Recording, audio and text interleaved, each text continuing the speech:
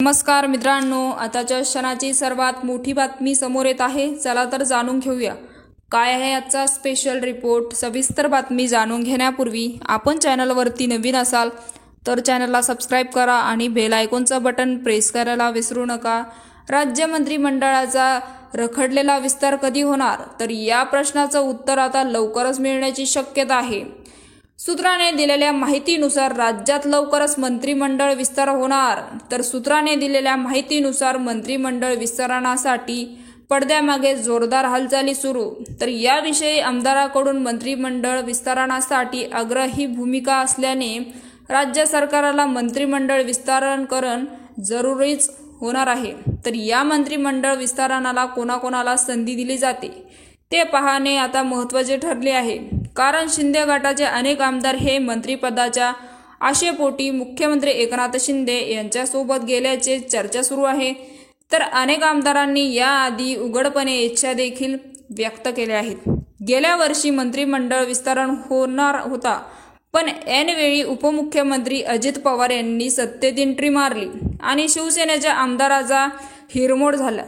याबाबतच खद व्यक्त शिवसेनेचे ज्येष्ठ नेते आमदार रामदास कदम यांनी नुकताच शिवसेनेच्या वर्धापन दिनाच्या कार्यक्रमात व्यक्त केला आहे। त्यामुळे आगामी मंत्रिमंडळ विस्तारात कोणाला किती मंत्रिपद मिळतील, कोणाला किती संधी मिळेल हे पाहणे महत्त्वाचे ठरले आहे। तर महाराष्ट्राच्या राजकारणातील सर्वात मोठी बातमी समोर येत आहे। विधानमंडळाच्या पावसाळी अधिवेशनानंतर राज्य सरकारला रखडलेल्या मंत्रिमंडळ विस्तारण आता होण्याची शक्यता आहे। विधिमंडळाच्या पावसाळी अधिवेशनाआधी राज्य मंत्रिमंडळाचा विस्तार होईल अशी चर्चा सुरू झाली आहे। तर दिवसापासून आहे पण आज अधिवेशनाचा पहिला दिवस उजाडला तरी राज्य मंत्रिमंडळाचा विस्तार झालाच नाही।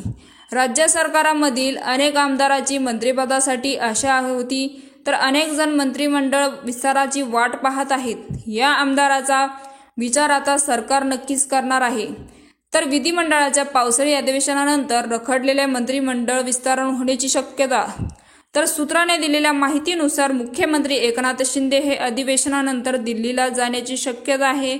तेथे भाजपाच्या ज्येष्ठ नेत्यासोबतच एकनाथ शिंदे यांची चर्चा होईल।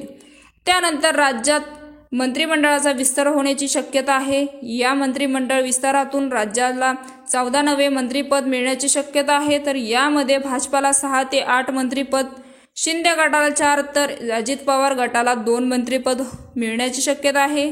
आगामी मंत्रिमंडळ विस्तारात प्रत्येक पक्षाकडून कोणाकोणाला संधी दिली जाते ते पाहणे महत्त्वाचे ठरले आहे। तर मित्रांनो, याविषयी आपल्याला काय वाटते आम्हाला कमेंट बॉक्सच्या माध्यमातून नक्कीच कळवा। तूर्तास धन्यवाद। जय